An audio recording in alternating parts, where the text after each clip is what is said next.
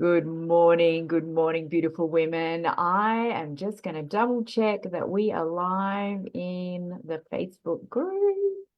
And we are. Good morning and welcome to a brand new week of the Blossoming Women's Interview Series.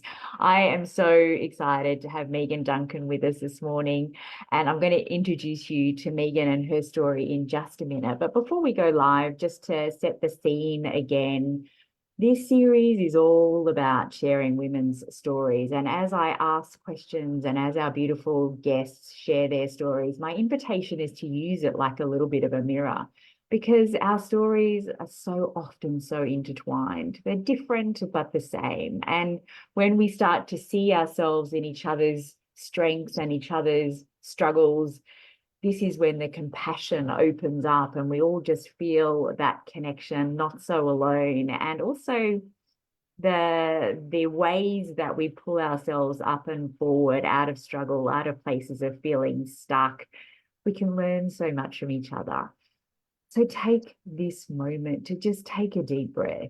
I encourage everybody to turn off any distractions and just be present with us. It's so hard in this busy, busy world to find a moment to just let our nervous systems to unwind and lean in, just listening. It is the greatest gift we can give each other as women, is just to hold space for each other's stories, because through that we connect more deeply, we heal, we learn, we grow. It's all the good stuff.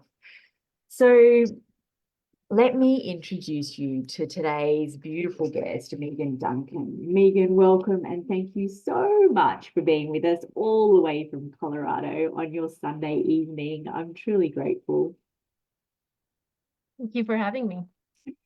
So just to give you a little insight into the story that Meagan's going to be sharing with us today. Meagan's started life in a cult, and her story takes us on a journey from growing up in a secret and abusive community to educating children and their families through nature and play-based schooling. And this is one of my absolutely most passionate and favorite subjects. So excited to dive in and grateful for your time, Meagan.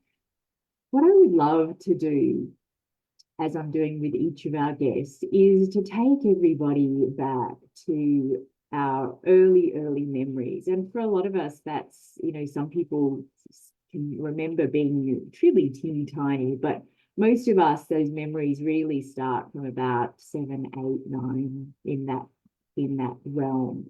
And before we started streaming into the Facebook group, we were having a little conversation about being 8 and Christmas. So can you take us back there? What is your memory around Christmas at 8, Meagan? Yes. So I don't have a lot of memories of my early childhood, which is very, very odd. But I think when you grow up with trauma, your brain protects you. However, there are some things that stick out quite prominently, and that will lead right into the work and why I do the work with children and adults now. So when I was 8, I remember ringing, in class, we made a little Christmas ornament and I brought it home and I'm sure I was excited about it, but we couldn't have a tree. It was against our religion because it was an idol god, a false god. That's not what Christmas was truly supposed to be about, according to our religion. And so I, presented this ornament to my mom and we didn't really know what to do with it. So she's like, well, you can hang it on the plant. And it just felt very sneaky. I I don't remember. I guess I feel like I always worried about what my dad would think about it, and if we couldn't really have a tree, why was the plant any different? So it was very, very confusing, and it's still confusing, even to articulate it.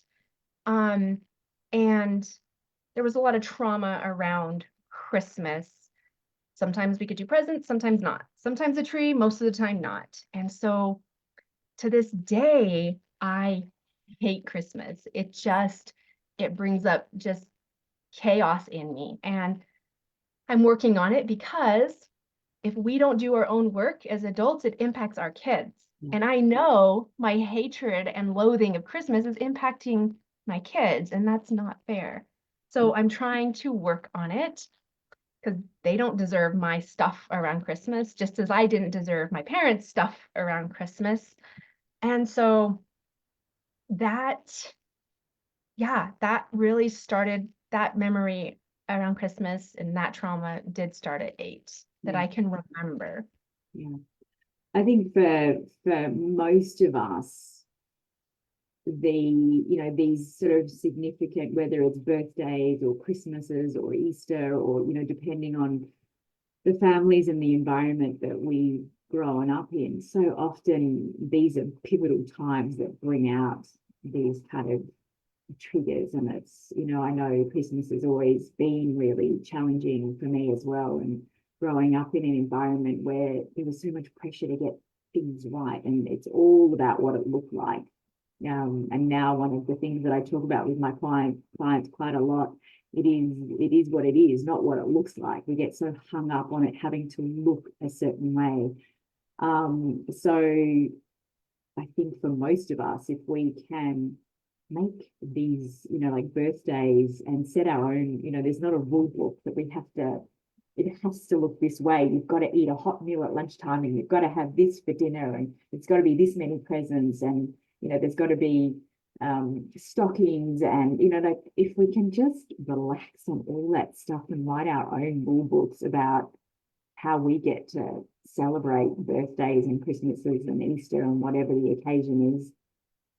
Oh, don't we all just get to relax a little bit more and actually make it what it needs to be in order for us to enjoy these occasions? So I hear you with your children. It's been a big journey for me as well. My kids are all at the other end of the spectrum now. Most of them are actually adults and left home. But I think, for all of us, if we can give each other permission to make it look how it needs to look in our homes, just an enormous relief. Mhm. What I focus on mostly in the work that I do is connection. Yeah. So if we let it be about connection and keep it simple so that connection can be the highlight, not what it looks like. In everything that we do with our children, with the teachers that we work with our, parenting partner, with people that are coming over for Christmas, if it can just be about connection above everything else, everybody wins. Yeah. Yeah, absolutely. So I think it's important, before we continue on your journey too much, just to give a little bit of context, if you're happy to, what the cult was, so that we've got some kind of a picture of the environment that you were in. What was the core principles, or what did that look like?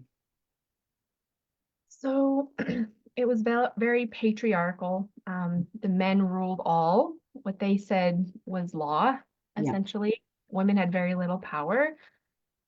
However, it was very, very strange. There did seem to be like a hierarchy, and a lot of people wore dresses only. Some people wore dresses sometimes. I remember I was allowed to wear dresses on Fridays. Or sorry, no, I was allowed to wear pants on Fridays. I had to wear a dress everywhere all the other time. Yeah. And we just went through phases. And on one hand, I feel like my parents, they did the best they could. They tried to do everything right by the book. There was a phase where my dad had decided that maybe we shouldn't wear barrettes in our hair because it was adornment, maybe no braids. He just kind of went through these phases. Yeah. On one hand, was it control? Yeah, for sure. On the other hand, I do believe he was just trying to live true and help us all go to heaven. So, but there's beautiful parts of it too. Like, we never send our people to elder folks' homes. We always take care of, our elderly. And so there's beautiful parts of this really, really tiny community, but you're very much ostracized if you decide to step out. And when I decided to step out, I lost my horse, I lost my dog, I lost all these things that as punishment, essentially. And I mean, on one hand, I always try and like give everyone the benefit of the doubt and look for the logic. I mean, was it fair for my parents to pay for my horse if I wasn't going to be home riding it, or, so maybe that's okay that they told me, if you leave, we're getting rid of your horse. Yeah, I mean, church on Sunday, there was one big instance in my life that, and I put it away actually I'll get emotional, but it'll be fine. I put it away and I didn't even remember it for a long, long time, but, so we couldn't cut our hair because I guess women's hair was the glory to God. And we were also told never to read the Bible, just listen to what our preacher said, because he could interpret it best. And you just listen and do, and don't actually read it for yourself. And so, anyways, I did take a pair of nail clippers, not scissors, nail clippers, and I cut a little chunk of my bang. And my dad did threaten with shaving my head as punishment. And I was 16. So I'd be going to high school. Yeah, 16 years old. I'd be going to high school with a shaved head. And so, I definitely contemplated ending it all at that time, for sure, because that was just kind of the icing on the cake at that point. But I still believe my dad did the best he could. When I hear his childhood stories, he did way better than his dad, and my mom, there's stuff there too, and she did way better than her mom. And I get to stand on their shoulders and do better than them. Yeah. And my daughter gets to stand on my shoulders and do better than me. Yeah. And that's what it's about. Yeah. All is forgiven. As my dad, for a long time, I needed him to at least say sorry for some of this stuff. And he can't. He's just not there in his own development. Because if he says sorry, then that means he has to look more in, and he can't. And that's okay. That's his journey. My mom is definitely, said, oh my gosh, I'm so sorry. We put you all through that. So she's my best friend. I mean, my husband, my kids, my daughter, my mother, she's my best friend. So, and she supports me in this work of really, helping adults look at their shadows so they're not hurting their kids. And some of the stuff that I really work through is highly embarrassing for her, but she supports me all the way, which is amazing. And I hope I can do that for my kid. Yeah, well, it sounds like you already are. I think to hope it's already happening. But we're all a work in progress, Meagan, aren't we? It's not, there isn't anybody that's just got it all sorted. It's easy to look at it. I'm a enormous fan of Brene Brown. I don't know if you know Brene's work, but I love, one of the reasons I love her so much is that she's so prepared to talk about, the bits that she's still stumbling over, and what she works out from that. And that's all of our journey. That's, this is the bit where it's like, oh my gosh, did I really do that to my kids? Next step and up. And this is, I have two sons and two daughters, and one of my daughters is almost a mirror image of me. She looks so like me, and every step of the way, people that see her that knew me when I was younger, they're like, oh my gosh, she's so like you. Oh my gosh, she's so like. And so I started calling her the new and improved version. It's like we get to just pass on the improved bits every step of the way. And I believe that that my mum did that as well. So this is the unapologetic journey that we're all on. We're gonna trip over our tongues and say the wrong thing and make mistakes, and this is just the ongoing journey. There's no perfection. And I think this is, as parents, if we can give ourselves this one gift of understanding just that piece, then we're all going to do much better. So I'd love to hear so you went to a normal high school. So in finishing school, I think you said that your journey started to change when you met your husband. Was that long after you finished school? I met my husband when I was 18, so I had just Yeah. graduated. Yeah. Okay. So what was the turning point for you there? How did that sort of play out? So when we met, he I had really only had I think I'd only had two kind of boyfriends before that. Mm, And when we met, my dad had all these things that he needed to do to get my dad's blessing. And he really tried. He went, my dad, told him to go told him to go to our church a couple of times to talk to our preacher because I was ready to be a people pleaser and yeah. I was still in that and I still have to watch myself. And I wanted to make my parents happy for sure, more than myself. Um, yeah, I just so anyways, my husband growing up very differently, he's just like, I can't be a part of this. And he actually invited me to leave Colorado and go to Washington State. Um, he got his buddy was in the military, so we got to live in his house for free, and it was really a great opportunity to see a different part of the world, different ideas. And so we left, and um, we got married, and we've been married for 18 years, which is amazing. And every year gets better, and he's truly my parenting partner. We listen to each other. We don't always agree with each other, but we listen and apologize and repair. And I think with what you were saying earlier about if we can just give ourselves one thing, I think it's permission to repair too, Yeah. to acknowledge and repair. Like it's all there. And we should try and do better, I guess. But as long as we're willing to be like, crap, I messed up. I'm so sorry. Yeah. Um, that's the best modeling we can do for our kids too. Yeah, for sure. So, where did the nature schools start? I think you have a story of, I think your child was 2 years old and you started to look at, okay, so where are you going to go to school? And so I'd love to hear how that all came about. So when my kiddo was 2, almost 3, Mm, my husband got laid off. mm, And so I had got to be a stay-at-home mom. I was going to go to grad school, but I got pregnant in college. We went to college together. And so that I didn't go to grad school because I had a baby. And so no regrets, absolutely, just noted on that front. Plans changed for sure, but um, so needed to put her in daycare. I needed to get a job.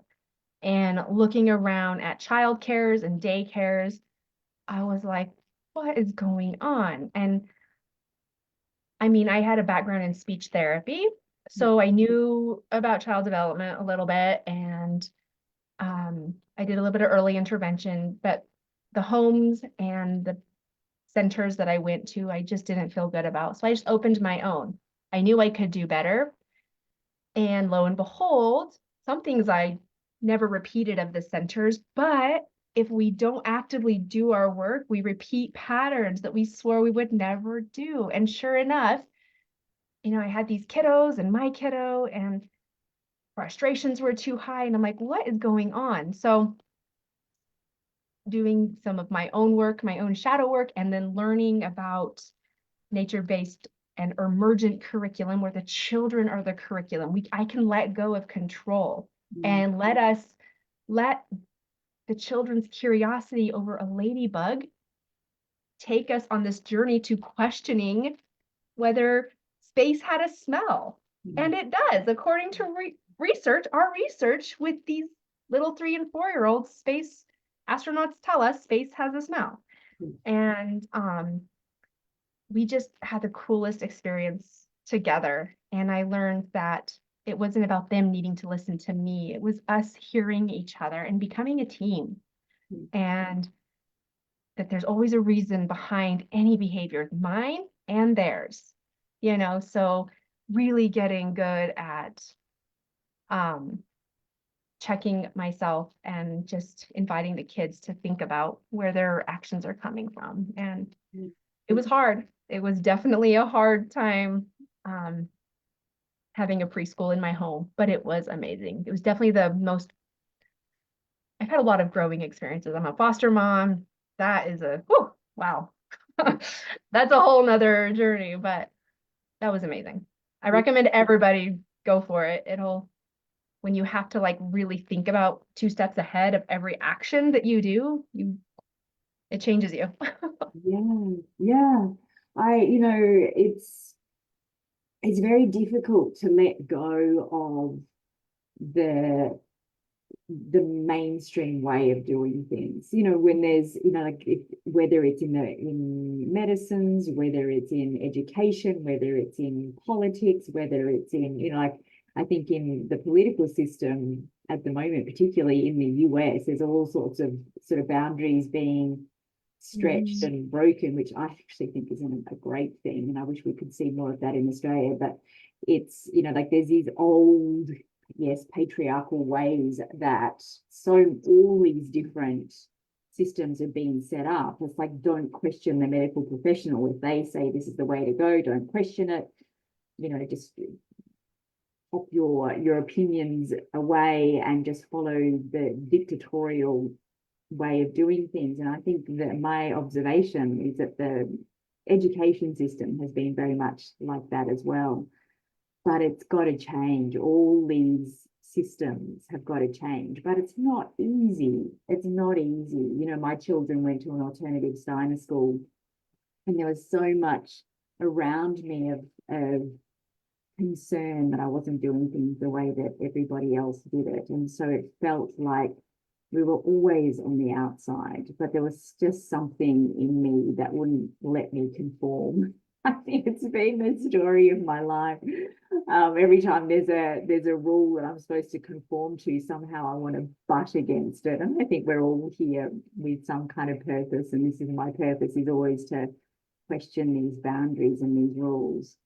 But when we look at the picture of children, particularly across the Western world, that are getting sicker and sadder and sicker and sadder and sicker and sadder and sicker and sadder. We cannot keep following the same path. Something has to change. And my observation is that every time we lean into the natural world, things get better. So whether it's we are wanting to unwind our nervous system, so instead of popping a pill, you go for a walk in the park. It's just, to me, it seems so obvious, Meagan. But I'm fascinated by your observation, actually being in this work and doing this work with children. Do you think it's a growing field? I do. If I may, I'm going to step back for 1 second. So when I had my preschool in my home, it was nature-based. We built dams. We had our sleeping tents outside. We did built dams in the little creek. Like that's what we spent our day doing. And regulations tried to stop me from doing these things. And every time, like actually I had a goal of to get all my stars. And with every star that you get in your performance, you gave more of your rights away, and you had to do more things according to them. So through it all, I decided I'm staying with 1 star, not getting 5, because I don't want you telling me that they have to do paperwork or I have to have certain amount at center times. Certain amount of time at center times. And so the other thing, every time they put a regulation in front of me, I'd have parents sign that we're not doing it. It was they were just like, oh my goodness. I mean, it was quite fun. So back to your question. So in the US, there are 200 preschoolers expelled or suspended a day. That absolutely blows my mind. I cannot comprehend how that is the case. What on earth are they getting suspended or expelled for? Behaviors. Okay, so if we look at the pendulum swing, in this country, we're still quite punitive. We can still hit our kids. We can still do these things for punishing and for trying to discipline. Discipline and punishment to some people means the same thing. And so, but the pendulum is swinging. from punitive, fear, force, control, listen to what I say, do as I say, don't do, do as I say, not what I do. Just all of that. And it's swinging into kids having a voice. And it's even swinging further into permissiveness a little bit. And what has happened, I believe, is our parents, my parents, they only knew force and fear. They actually didn't have any, or they had few skills on how to invite a conversation. Their emotional intelligence, I mean, didn't exist. So now they haven't taught their kids any skills either because they didn't actually know any. So parents are really backing off being punitive to their kids. They know that that's not the best way, but they're stuck. And so these kids are really, really lost and disoriented. And so are parents. And I think we're going to figure it out. It's messy. We're going to figure out, we're going to learn how to team with our children. I read a book recently and the author made a really great point of it. Used to be, if you don't listen and do what I say immediately, I lose. I can't lose. You have to obey me immediately so I win. It was a very win-lose. Now it's, oh, actually, when we work together, we both win. And that's okay. And so it's a lot. There's a lot of lostness happening, a lot of disorientation happening. And I'll be bold and say it, a lot of teachers and parents are not equipped. They don't understand behavior. Yeah. They just don't, but they're starting to learn. Yeah. And what we know about behavior, you can't just stop a behavior. It's really, really hard. You have to replace it. And that takes time and intention. And it's going to be messy for a while as we figure this out. Screens aren't helping anything.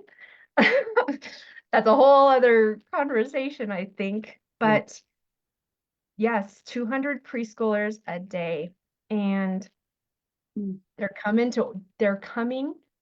to alternative schools and a lot of nature schools. Yeah. And even though the whole thing in nature schools is that we want to take walls away so the kids can't bounce off them. They have freedom to explore and do their heavy work and integrate their senses. And all of that is so amazing. And it's checking a lot of boxes with what children actually need. And we're still finding that a lot of them are having a lot of challenging behaviors still. Yeah. And teachers and parents aren't quite equipped yet. So there's a shift that's happening, and it's good. This has to happen. This is all part of our evolution. This is supposed to be what it is. Yeah. It's, I find my background is in sort of naturopathy and functional nutrition, and so that food world. And I find in so many of these, these areas, we do these massive pendulum shifts. Like we're either all paleo and carnivore, or all vegan and vegetarian, or all this, or like it's just this beautiful middle ground just seems to get missed. It's like we have to grab onto black and white, and we don't want any gray, because it's in that gray that we feel like we're on wobbly knees, haven't got something solid to say, well, I'm this and I'm that, and we need these kind of almost like to wear a specific hat. It defines who we are and helps us make decisions. And so I think at the moment we are all in this grey area. And so people are feeling really wobbly in, well, which way do I go? And what is everybody else saying? What is everybody else going to say if I make this other decision? And, I think in the education, having, just my youngest son just finished school last year. So we've been in this educational journey for, 20 years now. And I feel as though one of the great things that would serve really well is to have a space where teachers are prized. And, if we look at, I don't know if you've looked at the way that they train teachers in Finland. Children that come out of Finland are the highest performing children in the world, and they do no academic learning before they're 7. They do no exams. Their teachers have to go through a very long process to become a teacher. It's not just a pump them in, pump them out that we have going on here in Australia at the moment. And I say that with no disrespect to teachers, but the way that things are being set up here is that people do courses that they get the marks for. So if you get good enough marks to be a doctor or a lawyer or an engineer, then that's the way that people are pushed, not because it's what they're here to do, not because that's their life purpose. We've all been in front of a doctor that should never have been a doctor. They may have passed the exams, but they don't have that beautiful manner and passion for the job that they're doing. And the teachers are the same. There's some there that are absolutely extraordinary and so passionate about the kids, and there's some that are there because they've got the marks to do the course at uni and don't have that passion for it. But in Finland, it's very different because the process to become a teacher is very, very vigorous. And they see that in the way that kids are coming out the other end. And so when we look at the results that they're getting, it baffles my mind that we're not looking at that and going, these kids are thriving. These kids are doing really well. These kids are coming out with the greatest scores, across the world. And yet we want to do things the exact opposite. I think it's the same in the US and, as in Australia, it's baffling, Meagan, that we don't look at what's working.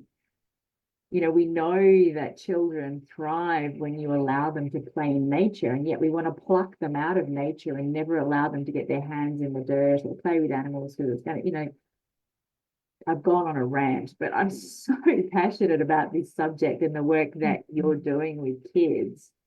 I hope that I don't know if we have nature schools here in Australia. It's not a term that I've heard. Is it?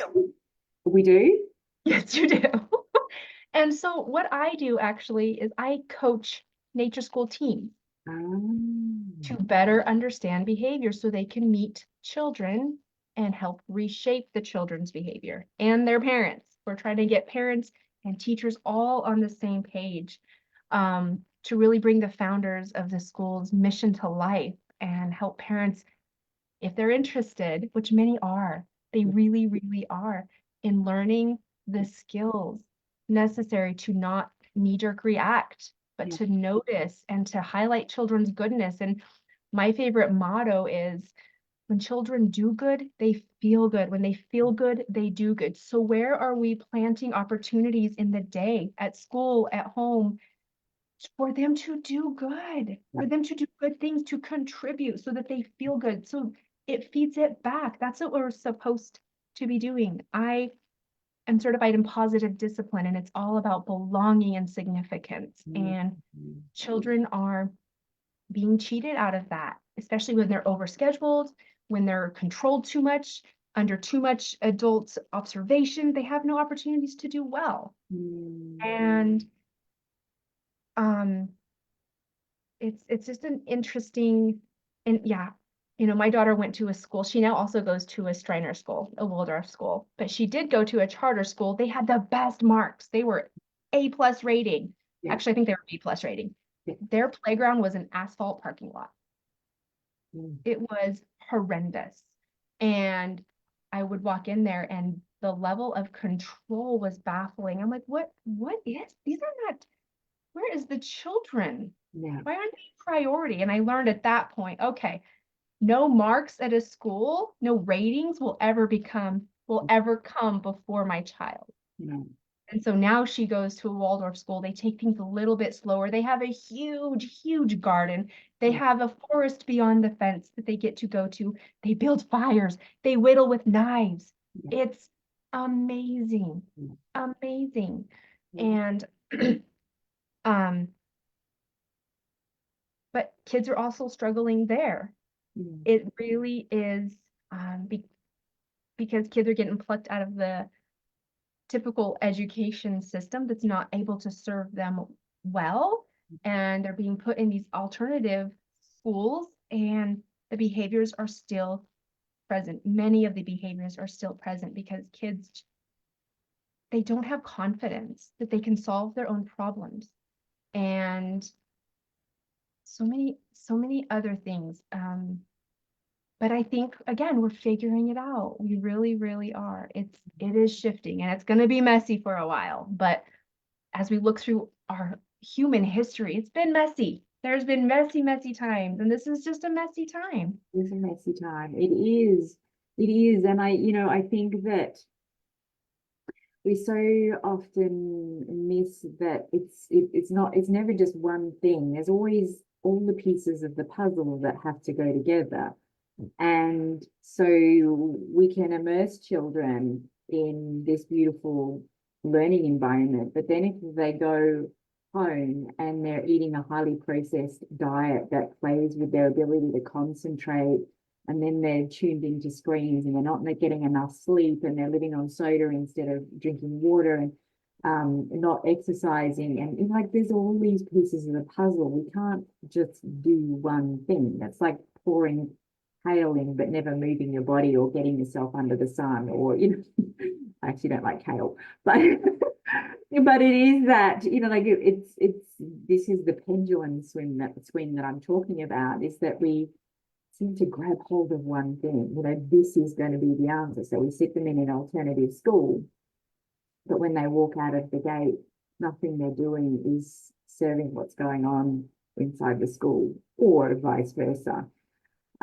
So it is an overall change that gets to happen, and absolutely loving and nurturing parents and families through this system without guilt and shame. It's not about making people feel bad about the choices they're making. It's education for all of us. We're all learning how to navigate the change that's happening, because the change that's happening, as a woman in my 50s and looking at the world when my youngest child was, he's 24 now, when he was starting school, compared to my 16-year-old in school, the change is so fast. We didn't have, there were computers at school, but we didn't even have smartphones. We didn't do work on computers. Everything was still in books. And so the change is something that we as parents are not, we can't copy what happened when we were kids, because the world is so different. So it's how do we keep up with this change?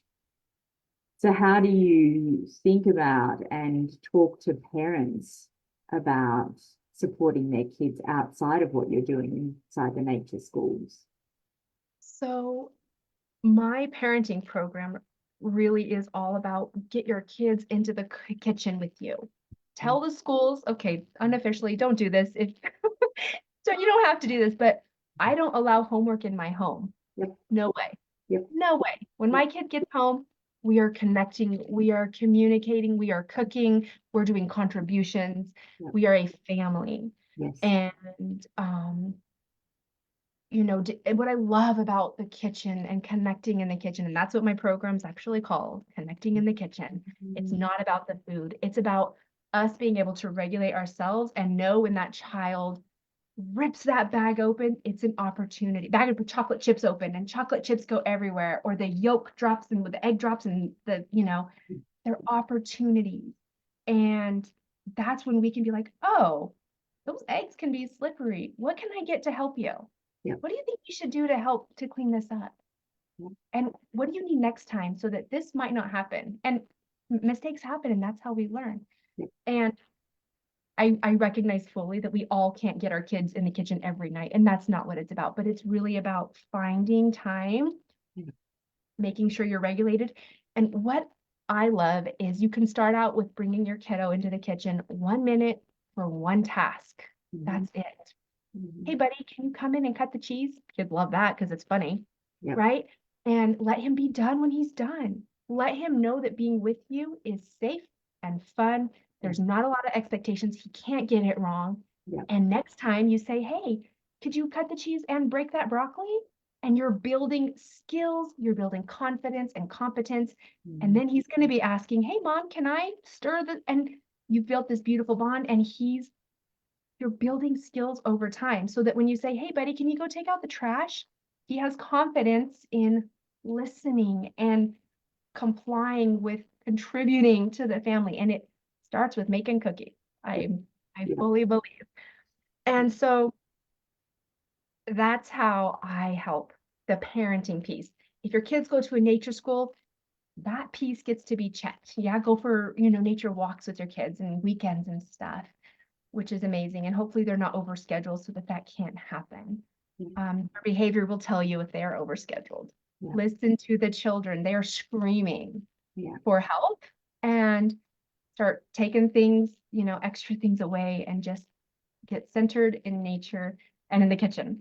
But you've made a point a couple of times about the pendulum swing and that gray area.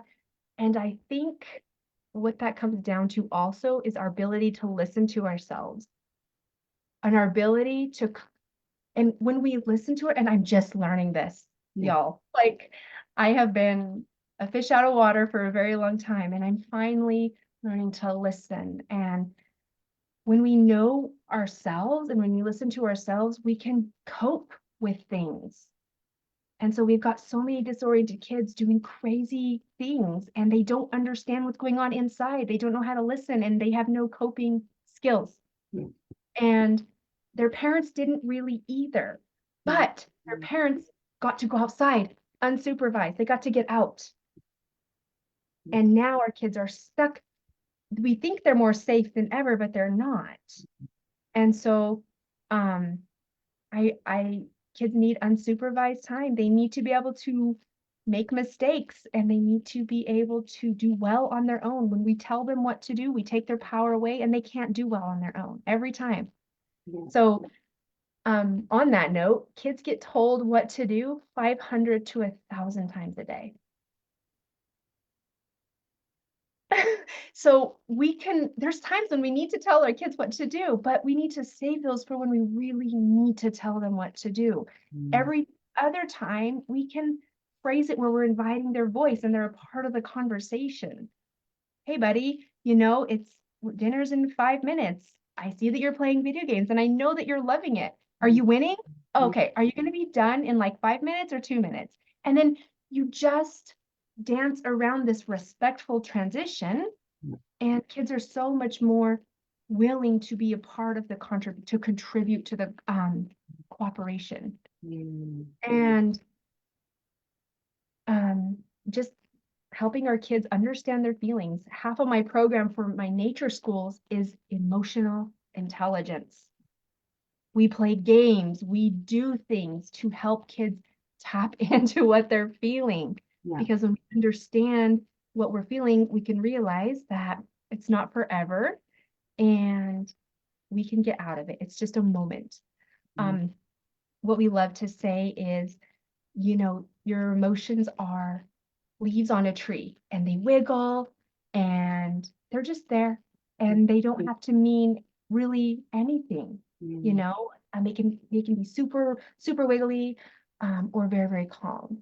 And so it's not who you are, you're just feeling these things right now, and really helping the kids become emotionally intelligent with the words like, I'm persevering, or I'm feeling jealous, encouraging them to name their feelings. And, it's even my daughter the other day, I was like, are you feeling jealous? And she's like, yes, and that's bad. I'm like, no, it's not. What have I done to make you think that jealousy is bad? But we had a lovely conversation, and it's just an opportunity to be aware and decide what you're going to do. And if you do something wrong, what can you do about that? And it's just part of your journey, And so I'm very excited for this time. It's messy and it hurts, but we can't stay stuck in the past. And that pendulum of that guiding pendulum is what I say it is. Yeah. And there's some permissiveness happening, like I don't know what to do, but here in the middle is cooperation, where no one's above anyone else, and we're all just kind of in it together, and that's a really cool place to be.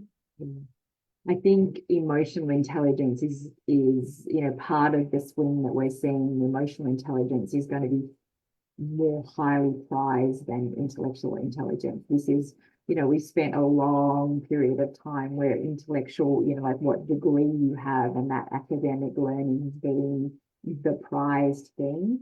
That's getting taken over by artificial intelligence now.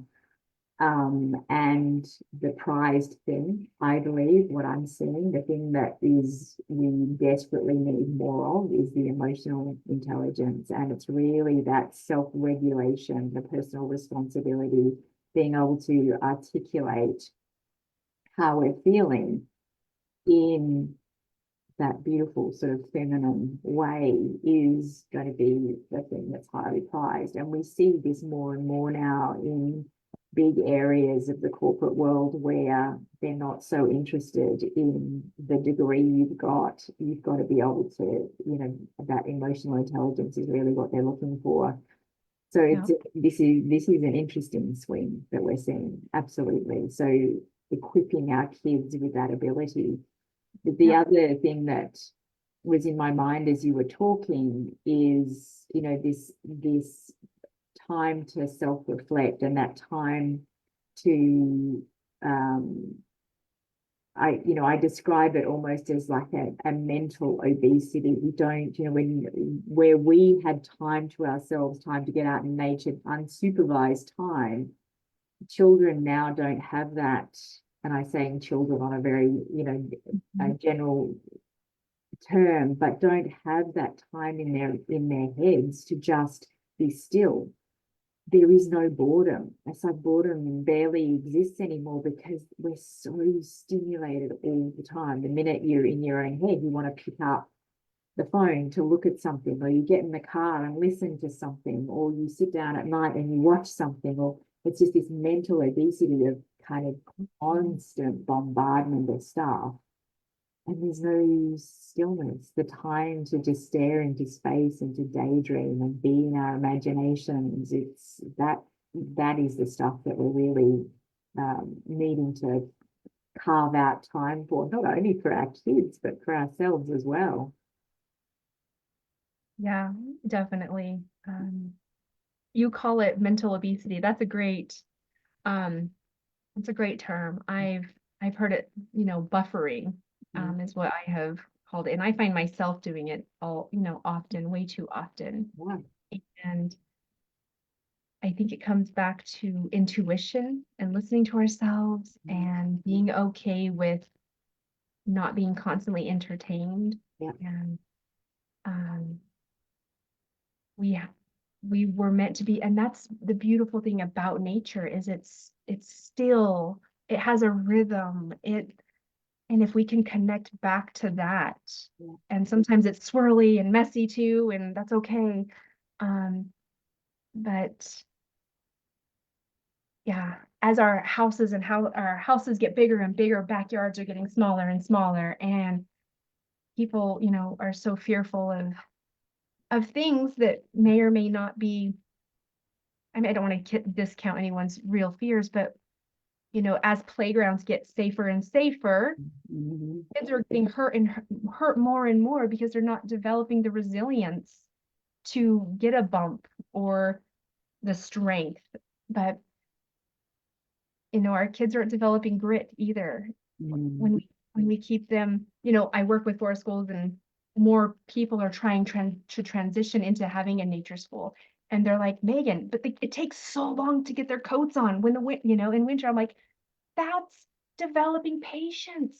Yeah. The kids are developing their muscles. That's a lesson. Yeah. Let that be a part. The children are the curriculum. That's what they need to do. They want to go outside. They are motivated to go outside. Let them be in this process. There is no rushing. Kind of on that note, one thing I just so desperately hate about push down academics is we're keeping kids in chairs longer and longer.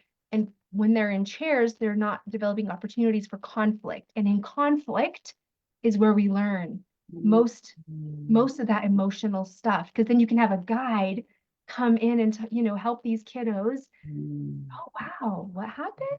Oh, how'd you feel about that? Let's use an I statement. Let's really empower these kids who are brilliant at solving their own problems. They don't need us to do it. They need a guide to coach them through. That's not going to happen on the internet, on YouTube. That needs to happen with a guide being okay with doing less, observing more, noticing opportunities to come in and step back.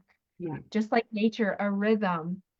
And being okay with letting the children be the lead, leading beside the children instead of in front. And that's a beautiful place to be. It comes back to that kind of concept of choosing from love, not fear. Love, the fear that stops children being allowed to climb trees or even get their hands in the dirt. Like what if they get diseases from the dirt? But they need the dirt. They need to climb trees. They need to learn how to, my kids were taught how to, light fires. We lived on the farm, and they could build their own little fires. They learned how to, build a fire and make a little teepee and light it. And those bits are supervised, but also how to chop up food and prepare vegetables. And they were using sharp knives when they were in primary school, like very young, 5, 6. And so they learn from perhaps burning themselves a little bit, the reality of that, which is actually, it's sometimes difficult to have those conversations because then you're seen as a neglectful parent. But I think it's the exact opposite. Allowing your children to experience pain, to hurt themselves a little bit, prevents the much bigger stuff that can happen later. So all those little bits that we can let them make the mistakes and learn from the mistakes earlier serves us so much better later in life. When they're so motivated to do important things. That's the other thing. Our kids need to do important things, sewing and fire making, because when they burn themselves, they're still willing to persevere. They're going to go at it again. This is how we develop tolerance to pain and reach our goal. I want this fire, however big it can be. And, that resilience, that grit, that determination that we so desperately want kids to have. They must have these things, yet we're taking away opportunities for them to develop it. Absolutely. And so when we look at our lives, on a bigger scale from what you're talking about, in like it's the pain and the discomfort and the little lessons along the way, but when we look at the overall picture of our journey through life, the greatest wisdom comes in the hardest times. The greatest wisdom comes from the struggle, from the pain, from the mistakes. And that's where we really learn. And that's, that's what keeps shifting us back onto the journey. And I feel very, very certain that we are all here for a higher purpose. And your experience of being in the cult, your experience of the different relationships that have come into your life, of trying different and experiencing different schooling systems and then choosing something different, it allows you to tell the stories of all these pieces along the way. And that is, that is the gift. And I think for so many people who are not experiencing the gifts of the trial and error, the higher purpose remains elusive. The higher purpose is something that is like, I don't know why I'm here.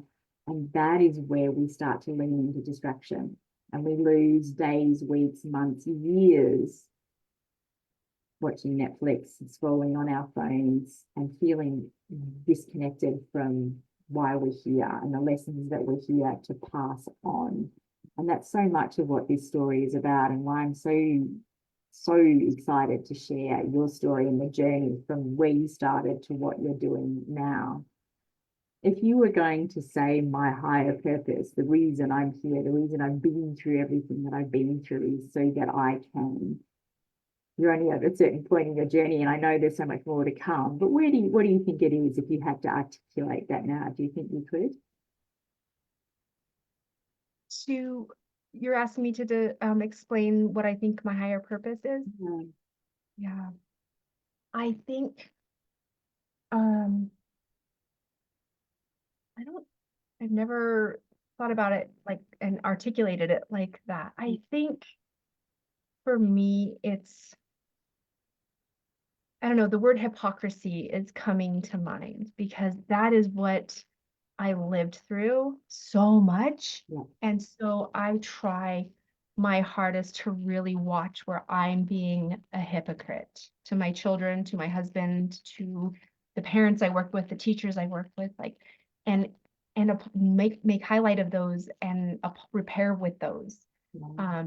Every Sunday I make a post about it's Sunday repair day. Like and people are like, I don't know what I've done. Notice where you've been a hypocrite and repair for that. Like I yelled and I asked you not to yell and I'm so sorry, but we got to sit on our butts. It can't be, I yelled, but we can't do that. Yeah. We have to keep it as just a repair. I'll point out my owls really quickly in the background. So that's observe, wait, listen, and then when you have clarity and understanding, then speak.